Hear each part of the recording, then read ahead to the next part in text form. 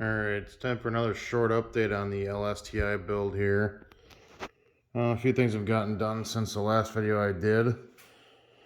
I had finished the exhaust. I believe I didn't cover this in the last video. I shouldn't say finished either, I have it all tacked up. Nice looking cross over there. Comes all the way across. I got the turbo tucked down pretty low. You know, the center of gravity of the engine's pretty high, so I wanted to keep everything else as low as possible. And I brought the alternator down as well. It's pretty low. I'm probably going to bring it down even lower. The intercooler, I was going to invert it, but I went with this way because it keeps most of the weight down low. As you can see, the charge piping is in its mock stage currently. I'm probably going to run it like this for a while and see if it's what I like for in terms of heat soak and intake air temperature numbers. I'm kind of curious to know what you guys suggest for wrap on the intake piping and for wrap on the exhaust, because as you can see, a lot of this is pretty close to overlapping here. Half inch clearance to 3/4 inch clearance between both the hot and cold sides here and the engine. So there is some tight spots.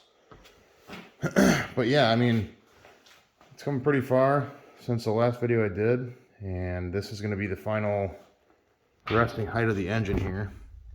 So as you can see, it does stick above the hood line just a little bit, by like 6 inches, meaning a little bit.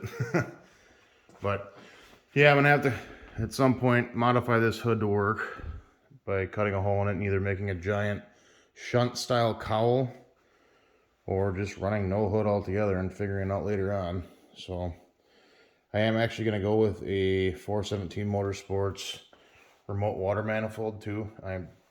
I did this on my LSRSX and it actually came out to being more expensive with all the fittings and hoses and 16AN to 12AN Y manifolds you had to buy, etc., etc. It ended up being more expensive than just purchasing a dual in and dual out manifold altogether. I think it was like if you actually add it up online, it's a little over $400 for the fittings and the manifold from 417, and it's like mid 600s if you do it the way that you see here.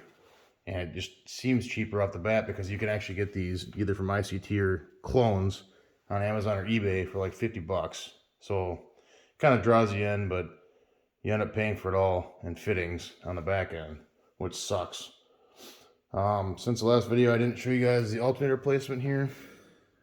I believe I'm going to bring that down because I'm running into an issue with the charge piping bumping into the adjustment bracket here, the turnbuckle.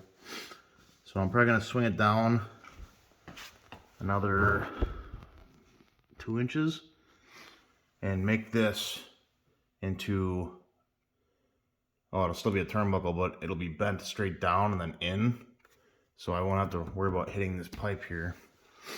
And then I end up having to make a tubular crash bar here that goes from rail to rail. That's going to go behind the intercooler, I think, here, because I have the room to do it.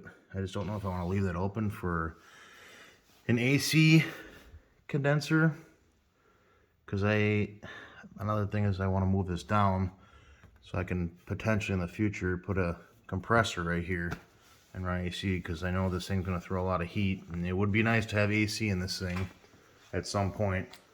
But maybe for right now, I just got to focus on just getting the damn thing running. And I think that's where I'm at. So yeah, just a little update, keep you guys in the loop of what's going on. I still kind of have yet to figure out what's going on with the catch can setup back there. That's going to be interesting. That's actually off the 2.5. So, but yeah, I'll let you guys know.